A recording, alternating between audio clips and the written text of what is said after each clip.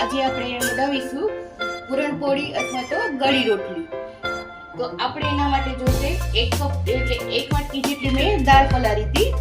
એટલે આ દાળ મેં બાફી લીધી છે અને 1 ટેબલસ્પૂન જેટલું આપણે ઘી જોશે અને અડધી થી પોણી વાટકી જેટલી આપણે સાકર જોશે, જેટલું આપણે મીઠું ખવાશે એ પ્રમાણે, અને ઇલાયચી. તો આપણે બનાવવાની શરૂઆત કરીએ. આપણે ગેસ ચાલુ કરીશું. એમાં આપણે 1 ટેબલસ્પૂન જેટલું ઘી નાખી દઈશું. દાળ મેં થોડી વાર પહેલા જ બાફી લીધી હતી એટલે થોડી ઠંડી થઈ ગઈ છે.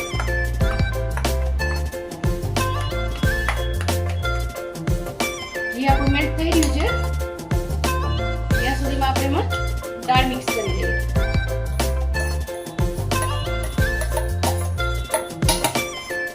દાળને મેં બહુ ઓછા પાણીમાં જ બાફી છે, તમે જોઈ શકો છો. આ રીતે મિક્સ કરીને ચલાવતું રહેવાનું છે.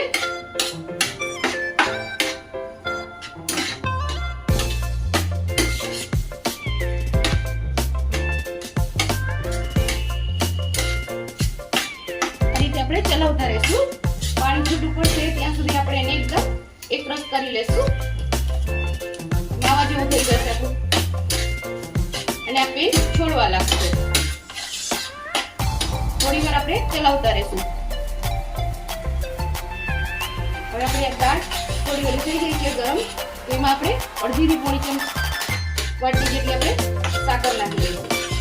જેટલું આપણે મીઠું જોઈએ એ પ્રમાણે નાખવું અને આ રીતે આપણે હલાવીશું.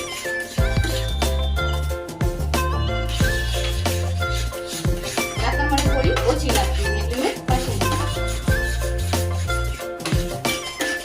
હવે આને આપણે તેલ છૂટું પડે ત્યાં સુધી આપણે એને પૂરણ આપણે સોતરશું.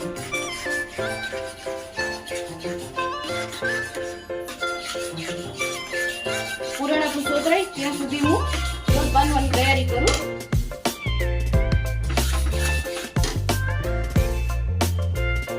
હવે આપણું મિક્સર એકદમ કડાઈ છોડવા લાગ્યું છે. આપણે પેન હવે આપણે એમાં નાખીશું 1/2 ટીસ્પૂન જેટલી ઇલાયચી પાવડર. આમાં પણ આપણે ડ્રાયફ્રૂટ આપણા હિસાબે નાખવું હોય તો નાખી શકાય, પણ ઇલાયચીનો ફ્લેવર સારો આવે છે. તો આપણું પૂરણ તૈયાર છે અને એમાં આપણે 1 ટીસ્પૂન જેટલું આપણે ઘી નાખી દઈશું એટલે સાઇઝ બી સરસ આવી જશે અને ટેસ્ટ બી પણ ખૂબ જ સરસ લાગશે. હવે આપણે આ પૂરણને ઠંડુ થવા દઈશું. ત્યાં સુધીમાં મેં લોટ બાંધી લીધો છે. આ પૂરણ આપણું ઠંડુ થવા દઈએ અને આપણે ગેસ બંધ કરી દઈએ. આ રક્ષાબંધન છે તો તમે પણ સાંજે બનાવવાની ટ્રાય કરજો. બહુ સરસ બની છે, ટેસ્ટમાં સારી લાગે છે. આમાં આપણે ચણાની દાળની પણ આપણે બનાવી શકીએ છીએ, એ પણ હું ક્યારેક બતાવીશ. પણ આ ટેસ્ટમાં ખૂબ જ સરસ લાગે છે. તો તમે ખાસ ટ્રાય કરજો અને કોમેન્ટ કરીને મને કહેજો અને મારો વિડીયો વધુ ને વધુ શેર કરજો. પૂરણ આપણું ઠંડુ થાય છે.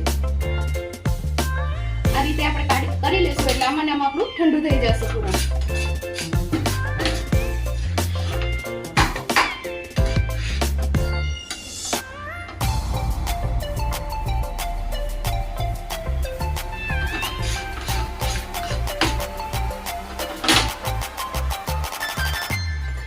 પેન આપણું ગરમ છે એટલે હું બીજામાં કાઢી લઉં છું.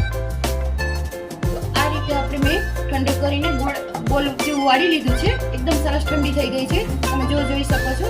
જે ગરમ નથી અને ઠંડી થાય પછી જો આપણે વણશે. અને મેં લોટ બી બાંધી લીધો છે રોટલી જેવો અને ઢીલો લોટ બાંધવાનો એટલે આપણે વણવામાં સરખું સારું લાગે. તો હવે એને આપણે આ રીતે લુવો એક લેશું.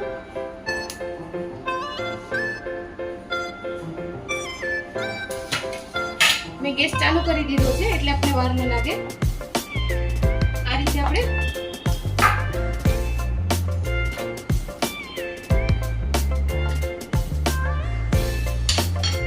વણી અને આમાં આપણે પૂરણ ભરી લેશું. પછી આ રીતે આપણે કચોરી જેવી કે પોટલી જેવું બનાવી અને ઉપરનો આપણે જેટલો લોટ છે એ કાઢી લેવાનો અને પછી સરસ આવી રીતે વાળી લેવાનું અને પછી ઓછો લોટ લઈને થોડું વણી લેવાનું. આ એકદમ નાની નાની જ આપણે વણવાની છે એટલે આપણે શ્રીનાથજીમાં જેવી નાની નાની હોય છે એ ટાઈપની જ કરવાની. એટલે બહુ જાડી નહીં થાય ને બહુ પતલી બી નહીં થાય, ટેસ્ટમાં સારી લાગશે. તો હવે આપણો ગેસ ગરમ થઈ ગયો છે. આવી ગરમ થઈ ગઈ. આ રીતે આપણે બધી બનાવીને રાખી દઈશું. આ રીતે આપણે શેકી લેશું. અને આમાં થોડું થોડું ઘી, અત્યારે આપણે જેટલું જોઈએ એટલું નાખવાનું. પછી આપણે જમવા બેસીએ ત્યારે ઘીની વાટકી બાજુમાં લઈને આ ગરમ ગરમ ખાવાની બહુ જ મજા આવે છે અને ફૂલી બી સરસ રહી છે.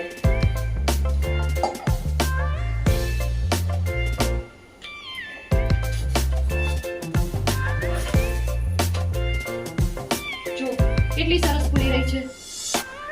આ રીતે આપણે બીજી પણ શેકી લઈએ. સ્લો ગેસ ઉપર જ શેકવાની છે.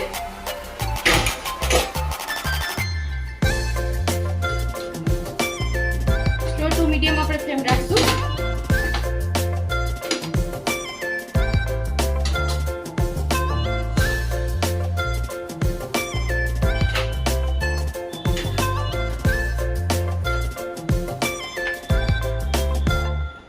પેલા આપણે એમને કોરી શેકશું.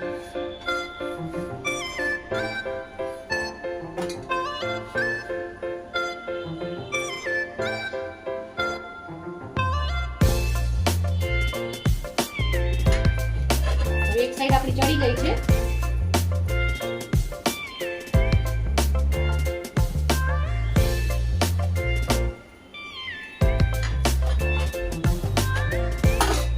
એમાં આપણે ઘી નાખીશું અને આપણે ધીમે ધીમે દબાવતા રહીશું એટલે સરસ ફૂલવા માંડે.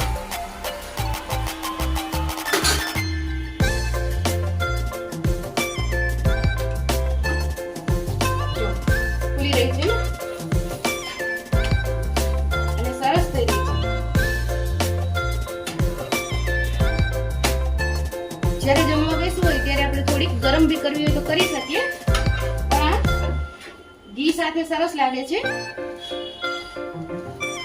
આ રીતે હું તૈયાર કરી લઉં છું.